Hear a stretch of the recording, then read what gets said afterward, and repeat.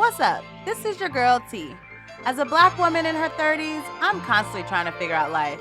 But the one time of the week where it all seems to come together is on Sundays. Yeah, that's right. When I talk with my girls at brunch over a glass of champagne. I created this podcast to bring good vibes and open dialogue about various topics from mental health, relationships, personal development, the workspace, to the bubbly that happened over the weekend. Sundays are a time for celebration, rest, and reflection. So welcome to Champagne Sunday. Grab a glass, pop a bottle, and get ready to pour it up.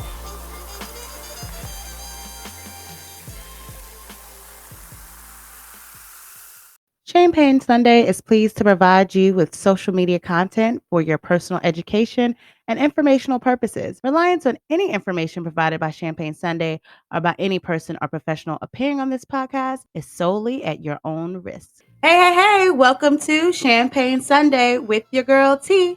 This week I have a special guest. I have my friend Marcus Hempstead here to talk about Black men in therapy through his personal lens and experiences. I'm excited to have him share because his perspective of therapy has changed over the years. So I'm gonna let you go ahead and introduce yourself. Tell the people who you are. Hey, peeps, Marcus here. As Tanisha said, we're really good friends. We met each other at Howard University, HU. You know. So yeah, T is like a really good friend to me, like a sister more like. And so we have a lot of things in common. Hence our fashion, our taste buds of Hennessy, cognac, a good fine, nice cold drink. But today I think she's gonna be sipping on champagne. I will have my Hennessy right here beside me. Unfortunately, I'm not a champagne type of person, so we will, rock with what we got with. All right, because I was about to ask, like, what you drinking on? So you got the Henny. You drinking it straight on the rock? Yes, it's straight. I'm a straight shooter. Straight shooter. All right. Absolutely. All right. Okay. So I have actually I'm not drinking champagne. I'm drinking Prosecco, which is kind of like champagne. It's a bubbly. Menage a trois. It's really good. My friend Shaq put me on. But good. Cheers. Cheers to Cheers. a Sunday. Cheers. Yeah. All right. So we always start Champagne Sunday with a bubbly. And a bubbly is something that is like a positive affirmation, something to get you through the week. And since this week we're talking about Black men and therapy, the bubbly today, I have kind of two. One is strength still needs support. I really like that one. Strength still needs support. And then the second one is not everything that is faced can be changed, but nothing can be changed until it's faced. And that is from my boy, James Baldwin. I really like that one because a lot of times we may avoid things that we're afraid of or things that we're kind of apprehensive about, but nothing can really be changed, or you don't know what the outcome is going to be unless you go for it, unless you just do it. So really like that quote. Facts. Okay. So before we get into kind of your experience with therapy, I kind of want to lay some groundwork, right? So I had this article that I was looking at the other day. It's called Black Men's Mental Health Matters. Psychologists are working to develop more effective ways of promoting Black men's mental health. A long title. But it's an article by the American Psychological Association, APA, by Tori DeAngelis, I believe. And so this article came out like last year in September. And so I want to give some statistics. Again, lay some groundwork about where we are right now with Black men, mental health, and therapy. So while Black Americans experience similar rates of mental illness as other Americans in general, there are contextual differences. So for example, Black adults living below the poverty line are more than twice as likely to report serious psychological distress as U.S. adults who enjoy greater financial security. So this is according to the U.S. Department of Health and Human Services, the Office of Minority Health. So another example is depressive symptoms among Black people are more disabling, persistent, and treatment resistant than they are among white people. So that's a second statistic. That's kind of shocking. And then the third one is that suicide is the third leading cause of death for African American males ages 15 through 24. So that's a lot. So that's a lot of, it's a lot of different problems. And even though we have these problems and Black men in the community, Black men are not receiving the help they need for these problems. For example, like only 26.4% of Black and Hispanic men ages 18 to 44 who experience like daily feelings of anxiety or depression are likely to have used mental health services. So, compared with 45.4% of non Hispanic white men with the same feelings. So even if, for instance, a Black man is starting to feel like, okay, I might want to attempt therapy or I might want to find some help for some of these things I'm feeling, when Black men do seek help and would prefer a same race provider, it can be difficult because only about 4% of the doctoral level workforce is made up of African Americans or finding a Black psychologist. So I really kind of want to know, like, how did you go about your journey of finding a therapist? Was it hard for you to find a same race therapist? Do you have one? And kind of like, what are, and like, do your peers talk about these issues? So I'm kind of laying it all out there with different questions, but just got to tell me, like, what are your thoughts about this? So I'll say for me, it took a really long time for me to just kind of come to the notion that, hey, you need to have different outlets in your life. And when I say different outlets, meaning both genders, male, female, people outside of my comfort zone per se. So like mentors, coaches, be it professors or be it like a working relationship, like a boss or like a mentor within my career. And I think the most important one for me was to have somebody who was actually licensed to give therapy or give counseling in a sense. So my journey started with a therapist. I want to say when I was 6 years old. So when I was 6 years old, I was involved in a really bad car accident. Me and my brother both were really, I guess you can say, impacted by the car wreck.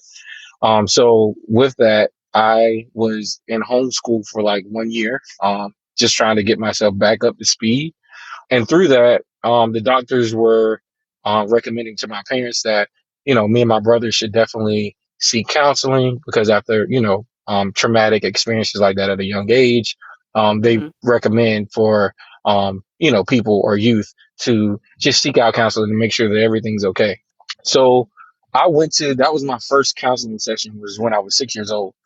And I don't really remember much Okay. of that journey. I do remember like very small parts as far as like, doing like little word mind games and things and just telling him like, what mood I was in that day and like, how I felt. Am I angry? Am I sad? Those sorts of things. Now, mind you, I can't really remember my response or what my mood was when I was 6 years old, but I do remember of going through the process vaguely and just kind of, just doing it because my parents told me to do it. So I want to say that lasted like maybe 6 months that I was going to see him and I would see him weekly. His name was Dr. Graff.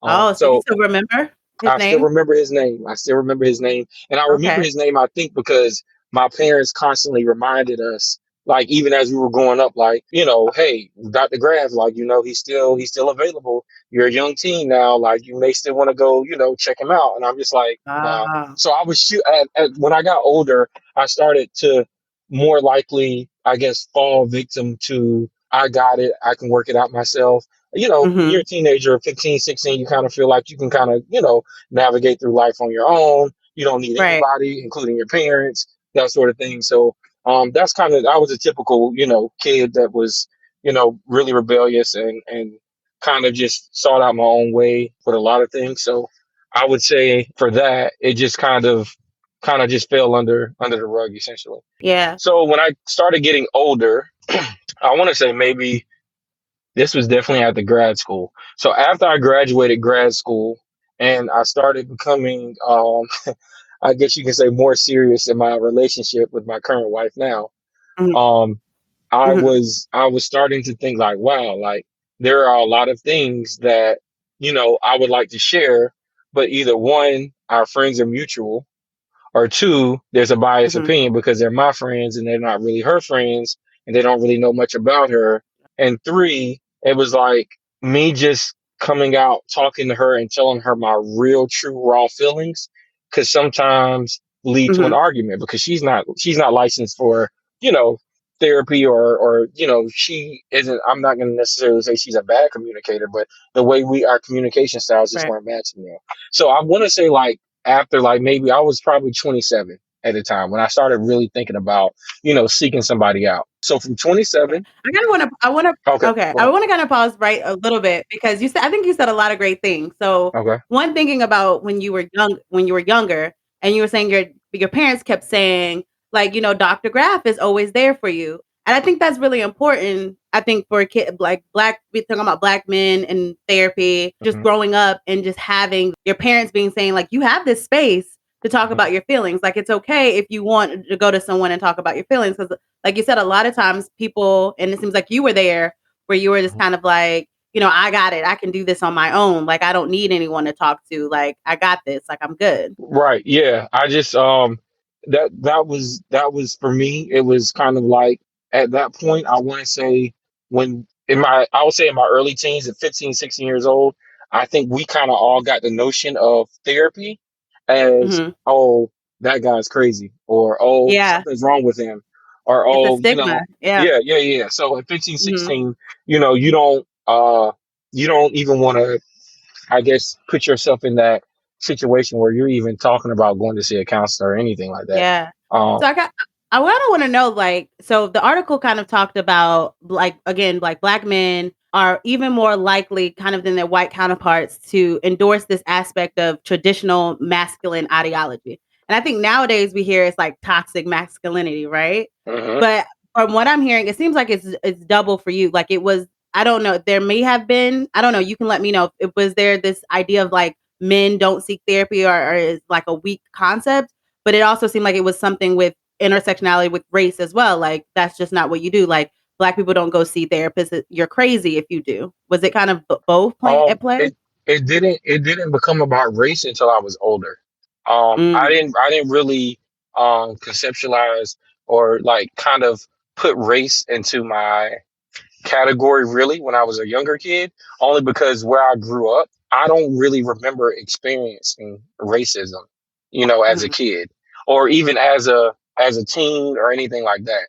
I pretty much hung out with all black people. I grew up in a predominantly white neighborhood, but even those neighbors, my neighbors and my neighborhood friends and stuff, like, we were really close. So I would go stay with my white friends in my neighborhood.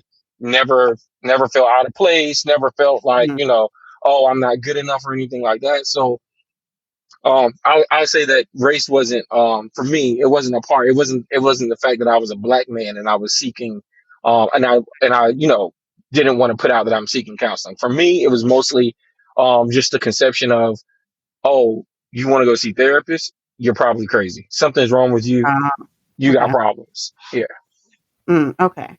Yeah, because usually I think about, again, like, the idea of, like, not wanting to go to therapy. It is that kind of like, you're crazy, or you have problems, or a lot of times we hear you can just pray it out or work out, like, at church and those things. Yeah. And so then it can also be a double side of, you need to act tough. You need to act like you're in control and kind of avoid the emotional expression. Again, it makes sense. I think, because I asked about race, because it makes sense as a black man, or depending, again, like you brought up your neighborhood or where you lived, and you said your neighborhood really wasn't like that, or didn't kind of have those experiences. But maybe a black man who is in an environment or community like that, it would make sense why they may have this guard up to want to act strong or be tough, because of Absolutely. different societal pressures and the oppression that is kind of built in their society or their community. So, Absolutely. yeah. Yeah. Okay. Just even talking to, like, younger adults and regarding the situation, I definitely see race being a part of it. And some of the same points that you just hit on, as far as like, oh, I'm good. I don't need a therapist. Why do I need to talk to a stranger about my problems? Mm, Just the whole nine. And I think that me as an advocate now, because I have my own personal um therapist that I go see on a biweekly basis now. I mm. think this is Let's this let, is let's take a minute. Let's do a hand clap. Let's do a round of applause for that. It's like black men in therapy. We need it. yeah, Okay, good example. But anyways, go ahead. yeah, yeah. I think that I would express to any black male, young or older, that you don't really know how much you're missing out on when you can't have a and I'll say this, it's not every therapist that you may feel open to.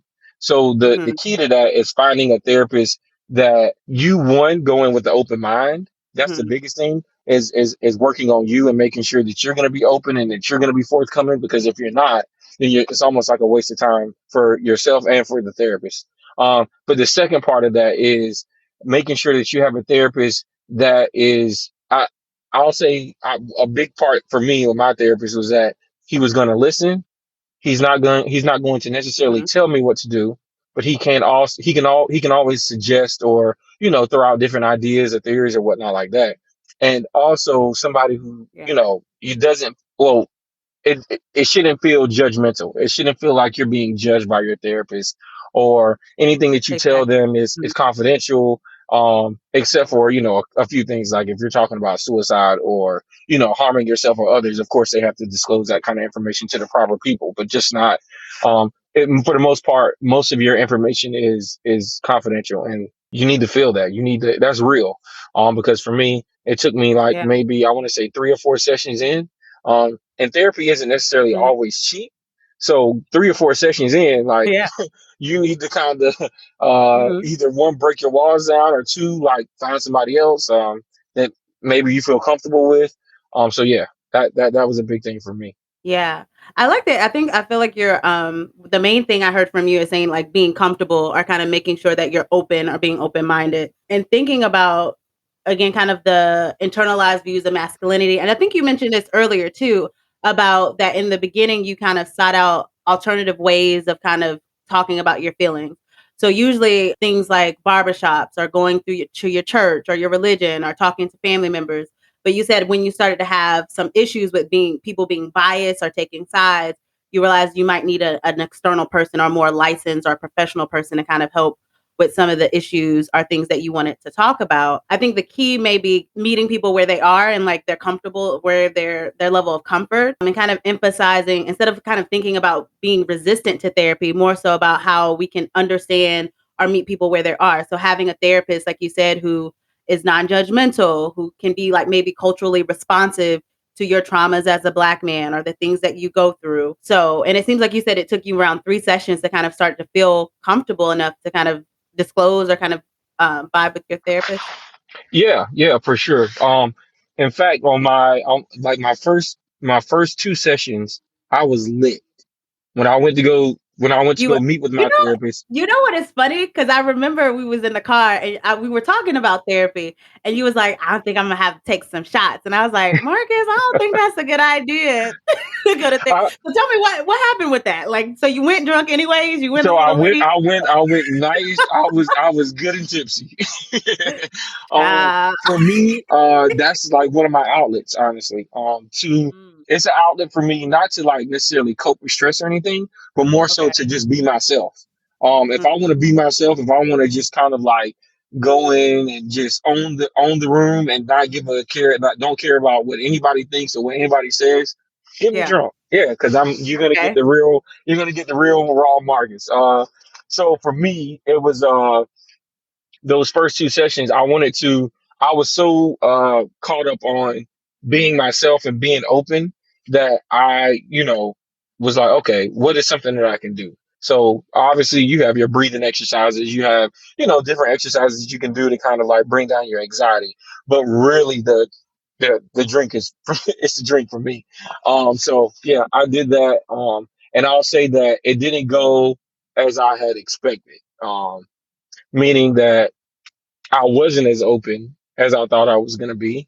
I wasn't as, I carefully thought about the answers that I was given when asked the question, because you take like an intake. Like the first session is like, it's like an intake type of thing where, they're trying to get to know you, they just want to know the Mhm. basic information. And then if you have time, that's for like the first 30 minutes. And then after that, it's more so of like trying to, touch on some trauma points or what you want to get out of this therapy session, is, for however long you're going to be with them. So yeah, it took me, I want to say, on my fourth session, we actually started talking about some really deep things for me, that I felt that was necessarily kind of holding me back, and just trying to be the best version of me that I can be.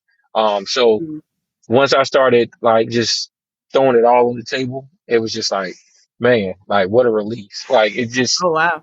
yeah, like it helped me and like even to this day, like it is so beneficial. Like I'm so looking forward to the next session that sometimes I hit them up, before my 2 weeks is up, and it's kind of like, hey, like I was thinking about this, da da da. And another good thing that I like about therapists, not every therapist is going to do this, but he actually responds when I'm not Mhm. even booked for my session. Um, to me, that Okay. kind of like, and it's not like full on conversation, but it's kind of like, hey, quick question. Like I'm in this situation, or this is what's happening to me. I'm having this kind of anxiety. Do you think that this is the best way to handle it? And it'll be like a short, one or two paragraphs, and it's kind of like, wow, like just even talking through text is like a huge help for me. So yeah. But yeah, I think that's really cool. When thinking about kind of like he's available like that, it's usually I know like I'm not, my my clients can't text me like that and kind of ask me questions, but it's dope that he has that built in. Now, is that extra for him to be available like to you freely like that? We did talk Um, about, yeah, we did talk about pricing if like I just want to just like get, like a quick 30 minute conversation in with mhm. him, that would be extra. But he Okay. says like, if I'm just like having a really tough day and I just want to vent or I want to like, tell him something, he was just like he'll note it and hold it for our next session. But Okay. also, he will respond to acknowledge that I have texted him. And if it's Okay. something that he can just kind of throw out there, just like some advice or something like that for He'll the me, just to do kind of that. hold me over, he'll do that. Mhm. And he doesn't charge for that. So that's really cool of him as well. That's dope. Yeah. So it's also interesting to hear kind of like going back in the beginning, you said like you were a little litty during your first session. You thought that was going to help you be more open, but you actually were guarded during that situation because I guess it was new to you. And Right. so you were maybe overthinking it or in your mind about it. So would you advise people to like, how would you advise people to prepare for that first session if they are feeling kind of nervous? Like you thought you had it kind of figured out by, drinking a little bit to ease some of that anxiety.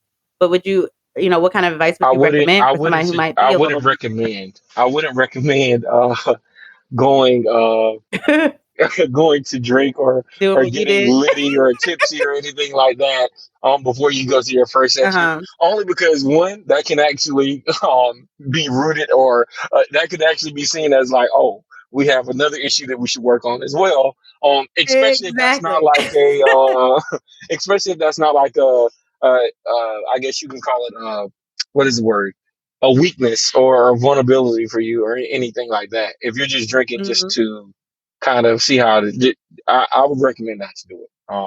The Yeah. thing I do say is that it's going to be natural. It's going to be common for you to just have the anxiety. It's your first time, especially if you've never kind of experienced anything like this. You just have to go through the motions really. Mhm. And I'm pretty sure now thinking back at it and just talking to my counselor, like he knows that I was lit, and we kind of still laugh about it. But just talking to him, he's like he actually expects people to have their guard up when they first meet Yeah. him. When they Mhm. first come in, like he already knows like it's not going to deter him or sway him from wanting to give you any kind of service. Even if it was just him doing all the talking, he said that would have been fine. If I didn't feel comfortable answering any of the questions, he gave me that option. You don't have to answer these, but this is just something that can help me out along the way to kind of plan our sessions out, that sort of thing. So, I would just say kind of just go through the motion. Just kind of, it's going to happen. You're going to have anxiety. You're going to have, the little situation going on in your stomach, whatever the case may be. Like, it's just kind of got to ride it out. Yeah. He definitely does seem like a good therapist when thinking about, those initial moments of therapy. Usually sometimes, like you said, it took you around 3 to 4 sessions to get comfortable, and sometimes it takes people longer than that to get comfortable. But yeah, you shouldn't be forced. I think a lot of times people don't know what to expect, so sometimes in therapy, they may experience different things, and I've had people ask me, like, "Is this normal in therapy or is this supposed to happen?" But a lot of times your therapist isn't supposed to be, like, judgmental. They're not supposed to judge you in any way, and they're also not supposed to force you to say things or to talk, but more so kind of encouraging you. And I think a lot of times I always talk to my clients about their goals. So like, yeah, you can go through sessions and not talk, but how is that kind of conducive or aligned with your goals that you want to make, right? So, Right. so it's kind of like I'm not going to force you to talk, but also let you know like progress is it's not going to be measured if we don't kind of start to dig into things or things that are uncomfortable or to talk about certain topics. Exactly. But yeah, And and, yeah, and but and at that mhm, point you need to own the therapy sessions, by the way. The exactly, person yeah, who's seeking hmm therapy should own it. You should drive it 100%, like the sky, like whatever you want to talk about, whatever you want to, disclose. And if you are having suicidal thoughts, or if there are something that you want to harm somebody or you want to harm yourself, as much as people don't want to talk about that or tell people that, is probably your therapist is probably the best one you probably the most important person to tell at that time. And to just seek help. Seek help to know your resources, because that's a big part of my therapist as well. He wants me to be informed of what options I have. If he's not there, what can I do? So just not always leaning on the clutch or always expecting him to be there. There are other ways that you can seek therapy and do other things if you're not able to make it or contact that person. So just wanted to put exactly. that out there too. Yeah, and again, if anybody is struggling with suicide or having any suicidal ideations, please call the National Suicide Prevention Hotline for help or contact your therapist right away. Do you mind Mhm. providing the people the number for that, just in case they Sure. don't know how to Yeah, find it? but yeah, Oh, I can okay. give the Okay. number. Cool. Cool. Yeah, no, no, All right. no, but My I can bad. give the number, but it's 800-273-8255. Nice. Yep, 100 Appreciate two it. seven three 8255. Yeah, because suicide and having those thoughts is definitely high risk among African American males. It's like, again, the third killer or leading cause of death for African American males between ages of 15 and 24. Although sometimes it may feel like a lot of people are dealing with those issues alone, it's not always the case. It just may feel like you're alone or you're dealing with those issues, but there are mental health professionals there to help. And I again, I think what you said of taking kind of advantage of your sessions, making sure that you are a part of kind of the process, like you're being a leader or kind of guiding what you want to talk about is really important because it can be a collaborative experience, but you do take the reins because it's ultimately like the goals and the treatments and the things that you want to accomplish. And I also like the sense of not feeling codependent, that your therapist is supposed to be helping you build a toolbox of strategies and things to use for when they're not there. So you don't have that codependency, but you're able to eventually be able to do some of those things on your own. Like some of the questions that you may ask now, hopefully along the line, those will be things that you can kind of answer yourself, like you can handle or figure out on your own. Absolutely. Yeah. Going back into kind of the article, and I do want to know about what have been your experiences with other or like your peer group. Like, is it a thing now? Because nowadays, when you see Instagram and social media, therapy is more, it's still a stigma with mental health in the Black community, but it's a progress is being made where it's more acceptable. Are you seeing more people talk about attending therapy or having a therapist?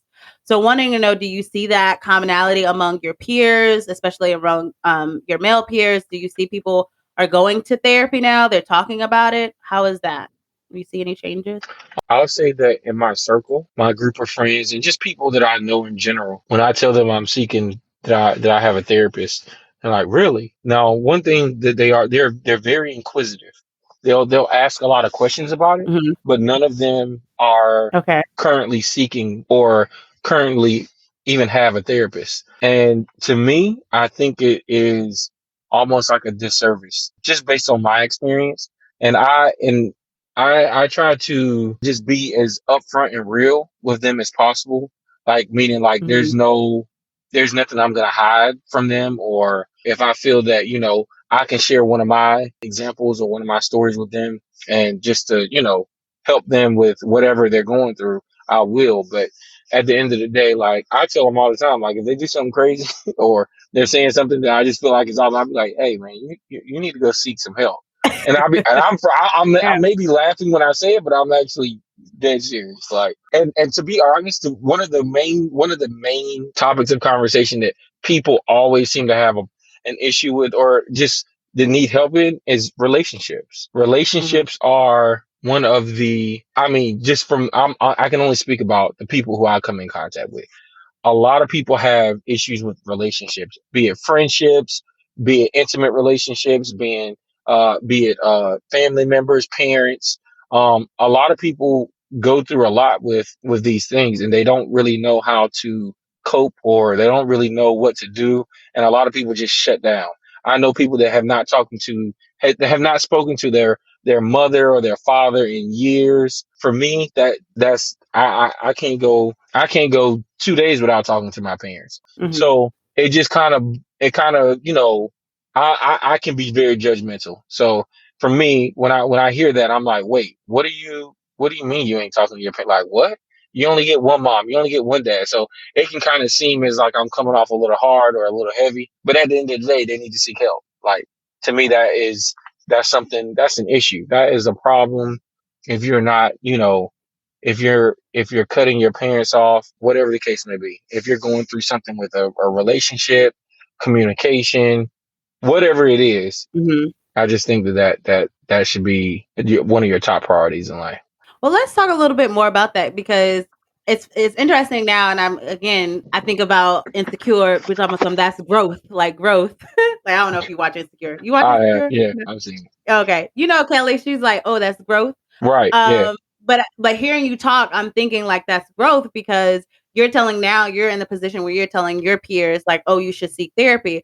But I remember having conversations with you where you were kind of in the same boat, like kind of skeptical about it. So I want to do talk more about like what do you feel like? I know like you talked a little bit about you realized that the sources that you were going, that the informal sources or alternative wasn't as productive or beneficial as you were like them to be. So you felt like you might need another source of person to talk to that was non-biased, but also thinking about like what is that transition like, even though your friends are asking you a lot of questions, clearly they're not going, like you said, they're just asking questions from your perspective.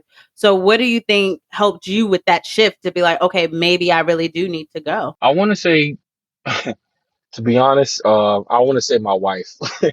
Okay. She really challenged me in a lot of areas that kind of made me feel, am I doing what a man should be doing? Am I able to take on the load? Am I able to be an active listener? Am I able to provide in the right kind of ways, not just monetary? Do I have what it takes to be a husband, a good husband, and not just like, the average Joe, or like we're just barely making it type of thing. So when I started really feeling pressure from her, like, hey, like we've been dating for a while and like now we're married, and like she wanted to see a change. Like she wanted to see growth. She wanted to see me, transition into the man that I guess I can say that I kind of sold her essentially. And so for me, that was it was just like an instant click for me, like, wow, like she just kind of straight up told me like I'm not meeting her expectations. Mhm. And so I don't know if that pushes any other man, but for me, like if I told, and almost in general, in any, if it was a teacher, if it was a friend, if I'm told that I'm not holding up to what, if I'm not the height, like I got to make sure I meet the height. Like, Okay. if somebody tells somebody like, oh yeah, Marcus is lit, like, oh, like he's a cool person, da da da.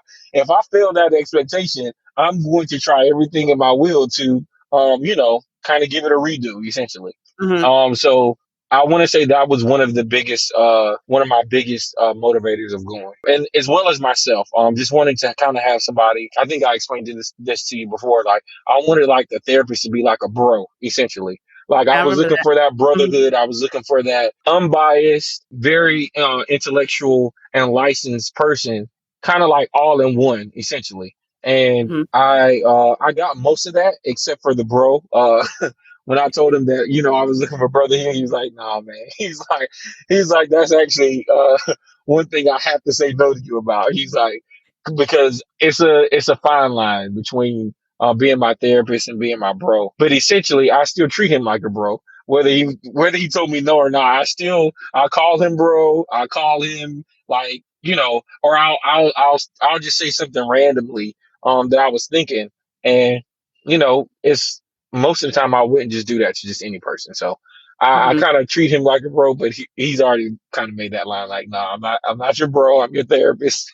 I'm here to Yeah. help you, that sort of Hmm. thing. So yeah, that I think those are my top two reasons for seeking a therapist. So kind of what I'm hearing is that there has to be a motivator or change within kind of your life or like what's happening with you. And so for you, it was like, again, like your wife and being told that you weren't meeting expectations. And so I guess Yeah, for other people, maybe who are not married, if they feel like they're falling short in places where they usually will be doing very well, or they see that their life isn't measuring up to who they want to be, maybe they might feel compelled to reach out and get support. And I think you also brought a good point of a man and their responsibility, not just as a provider, but just also emotionally. And there are other aspects of that. And so, if you are a correct. provider and you're working and you're taking on a heavy workload and you're managing household things, that can be a lot of stress. And sometimes individuals, when they're stressed, they may not know how to manage that stress. So, they may Hmm. take that out on their spouse, or they may be angry or in a bad mood.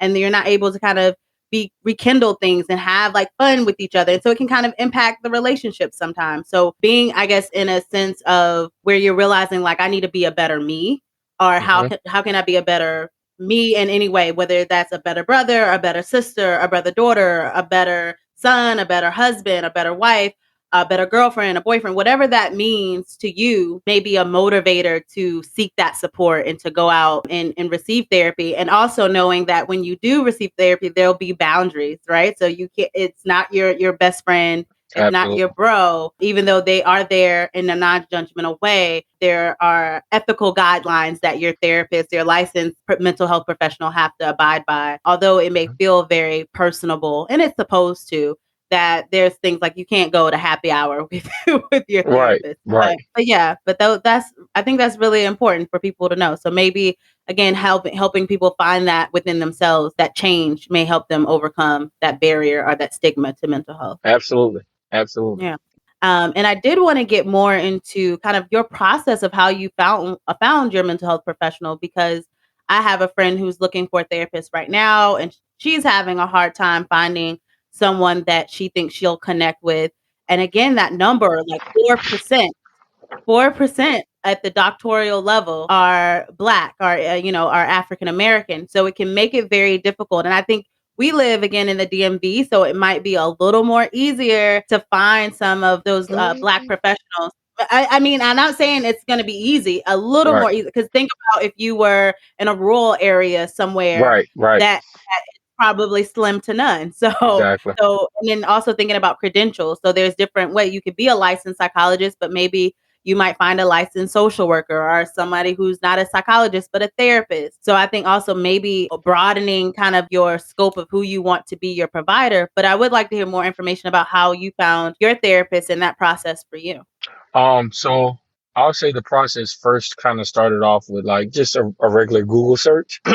But when I noticed I started in on the Google search, you're able to, click on the various websites that they have. And the first thing I did was filter. I used a filter. I wanted a Black young male to be my therapist. I specifically was looking for somebody, not that I had any issue, not that I had an issue with a woman therapist. It was more so like it was just kind of a preference that I wanted to kind of have. Like I said, I wanted that brotherhood type of thing. And so that was one way that I kind of started searching. But then I started noticing also therapists can be really expensive, and kind of Mhm. touching back on what you were saying earlier, that people that are not making enough money to kind of foot that bill is essential as well. It's important because therapists can be a bit pricey.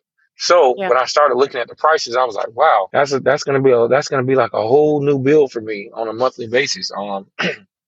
And not that I was going to let that discourage me, but that I also started looking at other options and talking to people. So then I found out that my job, going through my job's insurance, the insurance that I have through my job, they actually provide a couple of free sessions for you. I want to say it was like up to five free sessions, which is actually really good. But the only thing about that is that my current employer's insurance, there wasn't many Black people. Like you said, there wasn't many options Yeah, to have Black people.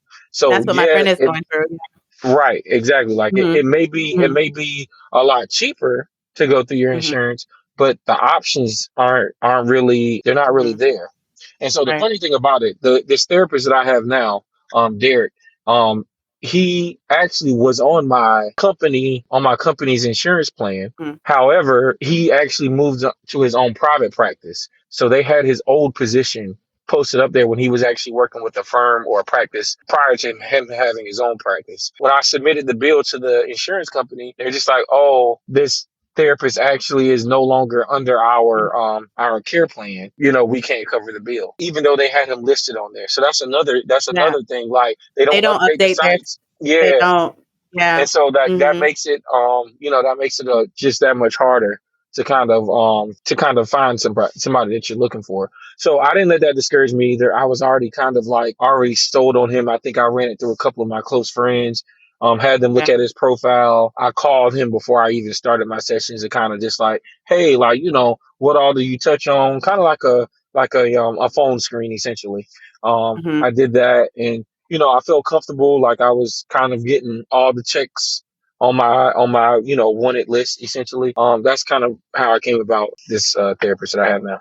Yeah, you brought up a good point because I feel like a friend is dealing with the same situation about the sessions that are connected to her insurance through her job, and that there were Hmm. people that she was finding that she really wanted to work with or be her therapist, but then realizing like, oh, that person is no longer doing that or within that network. And I think she Hmm. also found some therapists who had a little attitude about providing that service because and I think it's hard because there's a disconnect between clients and therapists when it comes to insurance. And so in the perfect Absolutely. world, you'll think like, well, why won't, therapists just, carry all of these insurance carriers or do these things? Hmm. But as a licensed psychologist, it's a really tough process to be approved. Like you have to go through each insurance person, like, and get approved to be able to provide that for your private practice. And Correct. sometimes they may or may not approve you. And if they And do also something they have a hard time paying you as well out here. Their payments Exactly. are sometimes delayed. Like if it doesn't meet every criteria on there, then Mhm. you can kind of miss out on money essentially as well. Exactly. So, like, my practice, we kind of slowed down on doing psychological assessments through insurance because we weren't getting fully reimbursed through the insurance, which is a downfall because there's a lot of people who need psychological assessments through insurance who have Medicare or Medicaid, but we can't provide that because we're not getting reimbursed. It's kind of a waste of our time and our services. So Right. yeah, it's a really difficult thing to kind of look at, and it's a process of finding the right therapist and going through those things. But I'm glad to hear that you didn't get discouraged and that you kept Right. going out there and looking and trying to figure out what was going to work best for you. And I also Hmm. think too that and I know it's hard, I'm going to say this, but having an open mind about who your therapist is. I know, like, as African Americans, we want an African American therapist, right?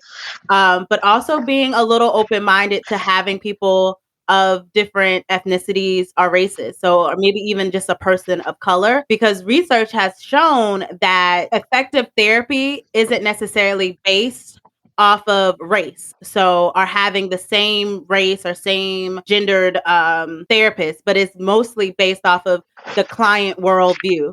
So, if you have a therapist who understands your worldview, who understands you as a person, that is more likely to have effective therapy outcomes than that person being the same race. So there could be a therapist who may be the same race as you, but don't really understand you or understand your worldview, and it won't Hmm. be a good fit. So I know it's hard for us, and I'm saying this because I know it's we all of like. I mean, I feel like I understand the desire of representation and having a therapist that looks like you and may have had the same experiences that you have experienced, but also helping with this process of finding a therapist, being a little open minded of maybe just finding a person. And like you said, you were looking at their profile, looking Hmm. at someone's profile and seeing if they have, maybe some of that same worldview or some of the things that they're saying. Are they saying that they're culturally responsive? Are they talking about it? Where did they go to school? Looking up those things in their programs may be able to help you expand and have a therapist who's not your same race, but understands exactly, maybe not exactly what you're going through, but is able to relate and provide some treatment and therapy services from your perspective. Yeah, absolutely. Yeah. I've had conversations with a couple of people, who said that same exact thing, and even sometimes gender as well. Hmm. It's like I said, it's not to cancel out women therapists or anything like that. I think women therapists are great as well. You know, they all have their special traits. They have that nurturing vibe as well. There's a lot of pluses about women therapists as well. And I just kind of wanted to say, like, the way I narrowed mine down, it's just what I, preferred at the time. And not saying that I won't go on to another therapist or search for another therapist in the long run. Mhm. But I'm not going to narrow it down and say, okay, my therapist now is going to always be my therapist. I won't, Yeah, go right. search for any, and because you have different people with different experiences and different specializations and stuff like that. So Exactly. if I need to specialize in an area that my current therapist doesn't, then Mhm. I'll ask if he has anybody that he can Exactly. refer me to, or Mhm. just have to start the search back up again, like Yeah. and kind of start from scratch. So Yeah. definitely about that. That's a good point. I think it's all about fit. And so sometimes you might go to someone and realize like this is not a good fit and you might have to go find someone else. Absolutely. Or if you did find a good fit and realize you're having new issues and that person isn't competent within those issues, you might have to go somewhere else and that's okay. That's kind of the experience of therapy. But I did want to kind of before we wrap everything up, just kind of summarize of thinking about, the things that we talked about today, and I feel like the main thing when thinking about Black men in therapy is making sure that we're focusing on culturally responsive therapists who can provide that treatment, who can understand Black men today and the history that of trauma and racism in America and kind of how that may be impacting their lives, who are also able to understand how there are a history of mistrust with the medical system and that a lot of African Americans, Black men included, that may not feel comfortable at first or initially with going to therapy. So there may take more sessions and times to be able to become comfortable with being in therapy. And also that culturally responsive ways of providing treatment involves that intersectionality. So you may be a Black man, but you may be a Black man from a different environment, a different background, religion. You may have a different system of beliefs. You may have different sexual orientation or any of those type of things are really important to think about, that you have a therapist who are going to understand those different aspects of who you are. Because even though there are some trends and patterns of providing African American men with therapy, there is some differences. Not every Black man is the same. And so it's important to understand that intersectionality of a Black man, and being that a therapist is going to meet directly address those issues and be culturally responsive in those things. And so I would like to end with a pour it up moment. Pour it up moment is basically where we talk about something that either you used during previous week or something that you feel like you might use the next week or the upcoming week to kind of get you through. So it can be a coping strategy, it can be something that you did or use, anything, it doesn't matter. But how did you pour into yourself this past week or this upcoming week? So do you have anything to share with us, Marcus, about your pour it up moment for today? Yes, yeah, I do, T. So, as you know, and probably a lot of other people don't, I just started a new role at my job. So for me, what I poured into myself was, one, it was a new lane for me. It's something totally out of my comfort zone. So one of the biggest things Hmm. that I did this week was just kind of reading up on, policies and procedures and things like that to kind of get ahead and just kind of Okay. have that mentality that I'm gonna go in. I'm trying to be 10 steps ahead when I go in and just bring everything full circle. So for me, it was kind of like when I started this week, I kind of really like hit the ground running. Like I feel good. I feel amazing. I love my new boss. It just, everything is just kind of That's dope. fell into place essentially. And it's like, for me, again, just kind of dealing with that anxiety and that the unknown essentially. If you just kind of, go through it and look at it as a stepping stool and a lesson learned type of thing, and you're just you give it your all, I think you'll be fine. So that's definitely something that I worked with this week here. Definitely a huge poured up moment for me. I killed it this week, so yeah, pretty proud of that. That's dope. That's good. I'm proud of you too. Congratulations, friend. Thank you, thank you. I know people always be like, I'm trying. Nah, you're not trying. You doing it. You doing it. Yeah, I'm doing it exactly. You said it and you're doing it, you know?